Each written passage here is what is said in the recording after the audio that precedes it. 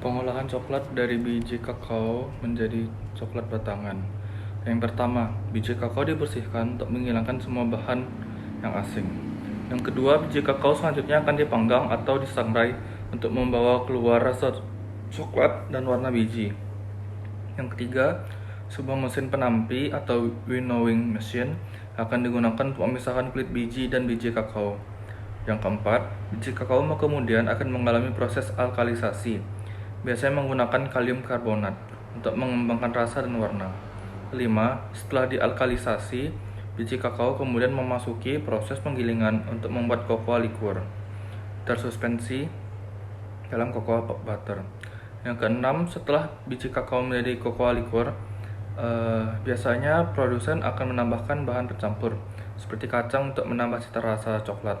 Yang ketujuh, tahapan selanjutnya adalah mengekstrak cocoa liquor dengan cara dipres atau ditekan untuk mendapatkan lemak coklat atau cocoa butter dan kakao dengan massa padat yang disebut cocoa press cake. Persentase lemak kakao yang dipres disesuaikan dengan keinginan produsen sehingga komposisi lemak coklat atau cocoa butter dan cocoa press cake berbeda-beda. Yang kedelapan, pengolahan sekarang menjadi dua arah yang berbeda. Lemak coklat akan digunakan dalam pembuatan coklat, sementara cocoa press cake akan dihaluskan menjadi coklat dalam bentuk bubuk. Yang kesembilan, lemak coklat atau cocoa butter selanjutnya akan digunakan untuk memproduksi coklat melalui penambahan di cocoa liquor.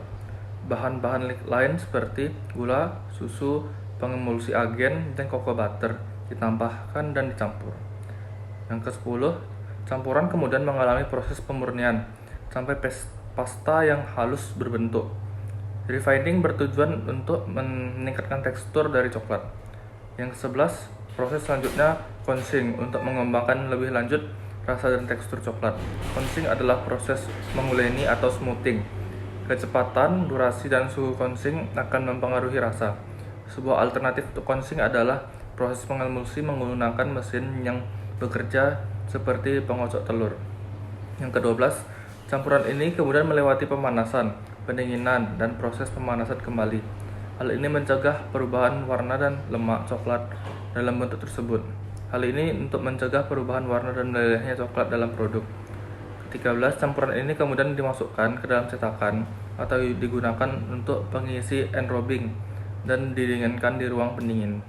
Yang ke-14, coklat ini kemudian dikemas untuk distribusi ke outlet retail. Adapun cara kedua untuk pengolahan biji kakao dengan menggunakan fermentasi. Fermentasi merupakan suatu proses produksi suatu produk dengan mikroba sebagai organisme pemproses.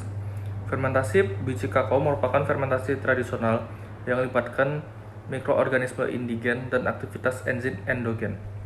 Tahapan pengolahan pasca panen kakao yaitu buah hasil panen dibelah dan biji berselimut pulp dikeluarkan, kemudian dikumpulkan pada suatu wadah.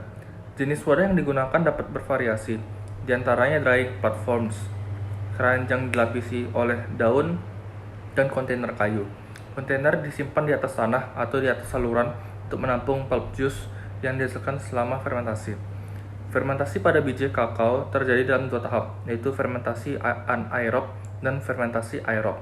Keberadaan asam sitrat membuat lingkungan pulp menjadi asam sehingga akan menginisiasi pertumbuhan ragi dan terjadi fermentasi secara anaerob. Fermentasi aerob diinisiasi oleh bakteri asam laktat dan bakteri asam asetat. Produk fermentasi yang dihasilkan berupa etanol, asam laktat, dan asam asetat yang akan berdifusi ke dalam biji dan membuat biji tidak berkecambah. Untuk menghentikan proses fermentasi, biji kemudian dikeringkan. Pengeringan dilakukan sampai kadar 7 hingga 8%. Setelah pengeringan, biji disortir untuk membersihkan biji dan dilanjutkan penyangraian pada suhu 210 Celcius selama 10 hingga 15 menit. Tujuan dari penyangraian adalah untuk mensterilisasi biji serta pembentukan cita rasa dari prekursor cita rasa melalui reaksi Maillard. Produk yang melalui proses fermentasi sehingga diperoleh cita rasa coklat sesungguhnya dengan cost production yang relatif rendah. Fermentasi dapat dilakukan secara tradisional dan tidak memerlukan treatment khusus. Hanya diperlukan wadah fermentasi dari kayu, ruang penyimpanan, lahan untuk menjemur, dan mesin penyangrai. Dengan demikian, pengetahuan mengenai pentingnya fermentasi pada biji kakao perlu disebarluaskan pada petani coklat agar mampu mengolah kakao dengan baik.